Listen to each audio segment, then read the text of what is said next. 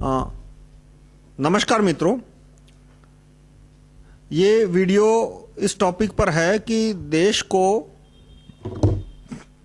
Rockefeller चला रहे हैं, रॉथस्चाइल्ड चला रहे हैं देश को, मुकेश अंबानी नहीं चला रहे। मतलब क्या मेरा, रॉकफेलर और रॉथस्चाइल्ड से पहले मतलब क्या है? विदेशी धनिक। अंबानी से मतलब है भारत का धनिक, भारत के धनिक जिसमें अंबानी का नाम सबसे पहले और सबसे ऊपर आता है। और ऐसा नहीं है कि अकेला रॉकफेलर और रॉथस्चाइल्ड इंडिया को कंट्रोल कर रहे हैं। अमेरिका के कुछ 100-150 जितने धनिक परिवार है जिनके सभ्यों की संख्या होगी कुछ 500-600 जितनी, वो अब पूरे इंडिया को कंट्रोल कर रहे हैं। कैसे कंट्रोल कर रहे हैं वो मैं बताऊंगा, और ये भी मैं आपको एक्सप्लेन करूंगा कि भारत के जो धनिक है जिसमें अंबानी आ गया, बिरला आ गया, टाटा आ गए, उनका कंट्रोल भारत के अंदर अब 5% भी नहीं बचा। तो और जो अरविंद गांधी बात कह रहे हैं कि देश को मुकेश अंबानी चला रहे हैं, बात ठीक है, लेकिन वो इस बात को छिपा रहे हैं कि देश को अब अंबानी तो सिर्फ 5-10% ही कंट्रोल कर रहे हैं, बाकी 90% रॉकफेलर और रॉथस्चाइल्ड कंट्रोल कर रहे हैं। और वो इसलिए छिपा रहे हैं क्योंकि उनको भी सारा पैसा और मीडिया कवरेज जो आता है वो रॉकफेलर और रॉथस्चाइल्ड से आता है। रॉकफेलर शब्द का अर्थ क्या है? अमेरिका के धनिक। रॉकफेलर अकेला नहीं, रॉकफेलर एक परिवार है जिसमें अभी कुछ 25 जितने सदस्य हैं रॉकफेलर फैमिली में। रॉकफेलर फैमिली के पास पैसा होगा बिल गेट्स से कम 10-15 गुना ज्यादा, मिनिमम 10-15 गुना ज्यादा। लेकिन वो फोर्ब्स लिस्ट में क्यों नहीं आता? फोर्ब्स लिस्ट में इसलिए नहीं होता क्योंकि रॉकफेलर ने अपना सारा पैसा रॉकफेलर फाउंडेशन के नाम पे करके रखा है, और वो पैसा उन्होंने ट्रांसफर किया था आज से कुल 70-80 साल पहले। इसलिए वो फोर्ब्स लिस्ट में उनका नाम आता है कि भाई उनके खाते में उनके पास कितना पैसा है, तो उनके पास तो बहुत कम पैसा है, उन्होंने सारा पैसा रॉकफेलर फाउंडेशन के नाम पे करके रखा है, इसलिए फोर्ब्स लिस्ट में उनका नाम नहीं आता। लेकिन उनके पास बिल गेट्स से मिनिमम 15 गुना, कुछ लोग कहते हैं कि 50 गुना ज्यादा पैसा है। पूरी दुनिया का 30% जितना पेट्रोल रॉकफेलर के अंडर में है। और रॉथस्चाइल्ड है वो एक बैंकिंग फैमिली है, ऐसा कहते हैं कि, और उसमें भी वही इश्यू आता है कि रॉथस्चाइल्ड ने अपने सारा पैसा है वो कंपनियों के नाम पे दबा के रखा है। वो कंपनियों के पास बैंकों का शेयर है, लेकिन वो जो बैंक होल्डिंग कंपनी, आप गूगल करो बैंक होल्डिंग कंपनी, तो बैंक होल्डिंग कंपनियां सारी प्राइवेट कंपनी है और उसका मार्केट में ट्रेडिंग नहीं होता, तो उसका वैल्यूएशन करने का कोई ठोस तरीका नहीं है, इसलिए वो जानबूझ के उसका अंडर वैल्यूएशन करते हैं। और इसलिए फोर्ब्स लिस्ट में भी रॉथस्चाइल्ड का नाम नहीं आता। लेकिन रॉथस्चाइल्ड के पास ऐसा कहते हैं कि दुनिया के पास जितने बैंक है, यूरोप के और अमेरिका के जितने बैंक है, उसमें से 30% से लेकर 50% बैंक वो रॉथस्चाइल्ड फैमिली के पास है। अमृत्य कुमार सेन की जो सेकंड वाइफ है वो भी मेरे ख्याल से रॉथस्चाइल्ड फैमिली से है, मतलब वो काफी पहुंची हुई फैमिली है।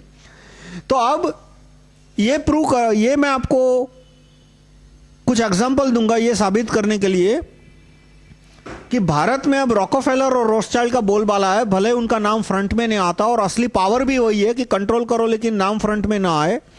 और अंबानी के हाथ में अब खास कंट्रोल नहीं बचा। तो एक एग्जांपल मैं आपको दूंगा लार्सन एंड टब्रो के टेक ओवर का। लार्सन एंड टब्रो को टेक ओवर करने की कोशिश की थी धीरूभाई अंबानी, मुकेश अंबानी, अनिल अंबानी, तीनों ने मिलके 90s में, मैं एग्जैक्ट साल भूल गया, 94-5 के आसपास था। और वो टेक ओवर इसलिए करना था कि उनको जो रिलायंस की रिफाइनरी बनानी थी और दूसरे जो सारे उद्योग करने थे, वो चाहते थे कि उसकी मशीनरी का उत्पादन भारत में हो, ताकि उनको विदेशी कंपनियों से वो मशीनरी न लानी पड़े, ताकि उनका विदेशियों पे डिपेंडेंस खत्म हो जाए। तो अब पूरी एक नई कंपनी खड़ी करना जो इसमें इतनी सारी मशीनरी बनाने की कैपेबिलिटी हो, वो तो उसमें तो बरसों लग जाएंगे। इसलिए उन्होंने तय किया कि लार्सन एंड टब्रो को टेक ओवर कर लेते हैं। यदि लार्सन एंड टब्रो को टेक ओवर करने में वो सफल होते तो आज रिलायंस रिफाइनरी विदेशी मशीनों पे चलती है वो नहीं होती, वो Bharat made in India machinery पे चल रही होती, जो कि एक तरह से भारत के लिए अच्छा था। मतलब उसके ऊपर भारत की सरकार का कंट्रोल रहना चाहिए, पर वो मशीनरी पूरी की पूरी मेड इन इंडिया होती तो भारत के लिए ज्यादा फायदेमंद था। पर लार्सन एंड टब्रो को वो टेक ओवर नहीं कर पाए। क्यों नहीं कर पाए? क्योंकि सुप्रीम कोर्ट के जज और हाई कोर्ट के अलग अलग जजों ने उस पर स्टे ऑर्डर डाल दिया। उन्होंने लार्सन एंड टब्रो के बड़े पैमाने पे शेयर खरीदने की कोशिश की और उसमें ऐसा नहीं था कि सारे के सारे ट्रांजैक्शन फर्जी थे। कुछ एक ट्रांजैक्शन फर्जी इसलिए हो गए कि उन्होंने ब्रोकर को बड़े पैमाने पे कमीशन देना शुरू किया कि नॉर्मली ब्रोकर का कमीशन होता है 1% 2%। उसने ब्रोकर को बोला कि तू लार्सन एंड टब्रो के शेयर खरीद के ला, शेयर का तो मैं तुझे ज्यादा दाम दूंगा ही दूंगा, लेकिन मैं तुझे कमीशन भी दूंगा। फिर उन्होंने कहा, बहुत सारे लोग शेयर बेचने को तैयार नहीं थे, तो उन्होंने बोला कि चलो शेयर होल्डर की मुझे प्रॉक्सी लाके दो। प्रॉक्सी का मतलब क्या होता है कि जो share holder board of director के अपॉइंटमेंट के टाइम वोटिंग करने जाते हैं, वो खुद वहां पे वोट करते हैं कि बोर्ड ऑफ डायरेक्टर कौन बनेगा। लेकिन मान लो कोई शेयर होल्डर है जो कि वोट नहीं करना चाहता, तो वो अपना प्रॉक्सी किसी को दे सकता है और उसके बदले में प्रॉक्सी वोट डाल सकता है। तो उसने ब्रोकरों को बोला कि तुम शेयर नहीं दे सकते तो कोई बात नहीं, मुझे प्रॉक्सी लाके दो और मैं तुम्हें इतना पैसा दूंगा। तो कुछ ब्रोकरों ने फर्जी प्रॉक्सी लाके दी, तो अब थोड़ी प्रॉक्सी सही थी, थोड़ी प्रॉक्सी फर्जी थी, तो एंड में तो वो पूरा ट्रांजैक्शन कैंसिल होना था तो हो गया। पर उन्होंने सुप्रीम कोर्ट के जज और हाई कोर्ट के जजों को काफी रिश्वत देने की कोशिश की, लेकिन वो सफल नहीं हो पाए। क्यों? क्योंकि रॉकफेलर नहीं चाहता था कि रिलायंस के रिफाइनरी की मशीनरी मेड इन इंडिया हो, क्योंकि वो मेड इन इंडिया होगा तो भारत का जो पूरा पेट्रोलियम रिफाइनरी का बिजनेस है वो रॉकफेलर के हाथ से निकल जाएगा। रिलायंस की जो रिफाइनरी है जामनगर की, वहां पे अधिकतर मशीनरी आती है शेवरॉन, डुपॉन्ट, ये सारी कंपनियां देती है, जो कि सारी रॉकफेलर की कंपनी है। डुपॉन्ट फ्रेंच कंपनी है, पर उसमें भी रॉकफेलर का बहुत बड़ा होल्डिंग है। और दूसरे अमेरिका के धनिक, यानी रॉकफेलर यानी दूसरे अमेरिका के और यूरोप के धनिक, अकेला रॉकफेलर नहीं कर रहा, जैसा मैंने आपको पहले बताया। तो रिलायंस लार्सन एंड टर्बो को टेक ओवर नहीं कर पाया। वो साफ साफ बताते कि आज की बात नहीं है, 1990s में भी कंट्रोल रिलायंस के मतलब भारत के धनिकों के हाथ में से निकल के रॉकफेलर के हाथ में आ गया था। उसके बाद आता है फॉरेन मीडिया की भारत में एंट्री। आप मान लो रॉकफेलर, आप मान लो मुकेश अंबानी की कुर्सी पे बैठे हो, तो क्या आप चाहोगे कि भारत में रॉकफेलर आके अपनी न्यूज चैनल खोले, भारत में रॉकफेलर आके अपनी एंटरटेनमेंट चैनल खोले ताकि उसका सोसाइटी पे, पॉलिटिक्स पे उसका प्रभाव बढ़ जाए? क्या आप मान लो आप मुकेश अंबानी की कुर्सी पे बैठे हो, तो क्या आप चाहोगे कि रॉकफेलर के आदमी यहाँ पे अखबारों में बड़े पैमाने पे इन्वेस्टमेंट करे, भारत में आके अपने अखबार चलाए? आप नहीं चाहोगे, क्योंकि उसमें आपका नुकसान है और विदेशी का फायदा है। तो भारत के जितने भी धनिक है, उन्होंने भारत में विदेशी मीडिया को आने घुसने न देने की काफी कोशिशें की, लेकिन उनकी एक नहीं चली। मिनिस्टरों ने विदेशी मीडिया को, विदेशी टीवी चैनल है, विदेशी न्यूज चैनल है, जैसे स्टार न्यूज पूरा का पूरा विदेशी है, सोनी की पूरा विदेशी है, जी में भी विदेशियों का काफी इन्वेस्टमेंट है, उनको ये विदेशी कंपनियों को आने देना पड़ा। एंटरटेनमेंट में भी आने देना पड़ा, वायाकॉम, एमटीवी, ये सारी विदेशी कंपनियां एंटरटेनमेंट कंपनी के स्वरूप से आई, और न्यूज चैनल में भी आने देना पड़ा। फिर ये स्टार न्यूज है, बीबीसी, इन सब न्यूज चैनल को आने देना पड़ा। इतना ही नहीं, विदेशी कंपनियों को भारत के अखबारों में भी इन्वेस्टमेंट करने की छूट देनी पड़ी बड़े पैमाने पे। इससे यह स्पष्ट होता है कि भारत के धनिक, फिर वो अंबानी हो, बिरला हो, टाटा हो, कोई भी हो, उनका अब कंट्रोल नहीं रहा, कंट्रोल है वो रॉकफेलर के हाथ में चला गया। तीसरा एग्जांपल मैं आपको दूंगा, वॉलमार्ट की एंट्री। रिलायंस भारत में बड़े पैमाने पे सुपरमार्केट का बिजनेस करना चाहता है, वो तो दिख रहा है, रिलायंस फ्रेश, रिलायंस हाइपरमार्ट, बहुत सारे मॉल आपको दिखेंगे रिलायंस के। तो अब वॉलमार्ट आएगा तो रिलायंस का नुकसान है। तो रिलायंस बिल्कुल नहीं चाहेगा कि वॉलमार्ट की भारत में एंट्री हो और वॉलमार्ट इस तरह से बड़े पैमाने पे सुपरमार्केट खोले, लेकिन रिलायंस उसे नहीं रोक पाया।